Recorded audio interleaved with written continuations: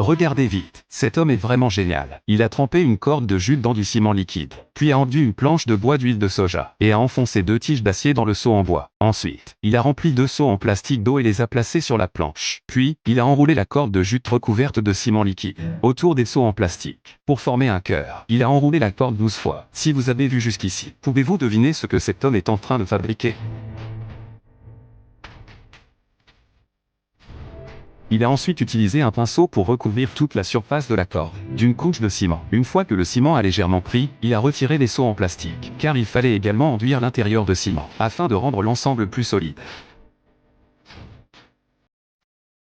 Il peut ensuite remplir le centre d'une couche de sable. Il ne faut pas le remplir complètement, mais laisser environ 2 cm d'espace. À ce stade, il peut verser le mortier de ciment à l'intérieur. Une fois rempli, il ajoute des barres d'armature pour le renforcer. Il lisse ensuite la surface à l'aide d'une truelle. En même temps, il place un pot de ciment à chaque coin, pour servir de base. Au centre, il creuse un trou rond à l'aide d'un tuyau d'arrosage, pour servir de trou de drainage. À ce stade, vous devriez savoir ce que l'homme est en train de fabriquer. Retournez-le. Un pot de fleurs. Une fois qu'il a pris forme, retournez-le et nettoyez le sable à l'intérieur. Et voilà, votre nouveau pot de fleurs fabriqué à l'aide d'une corde terminée. N'est-il pas magnifique? Il égayera instantanément votre jardin. Je suis vraiment impressionné par le savoir-faire et la créativité de cet homme. Je lui donne 10 sur 10. Et vous, quelle note lui donneriez-vous? Suivez-moi. La prochaine édition sera encore plus intéressante.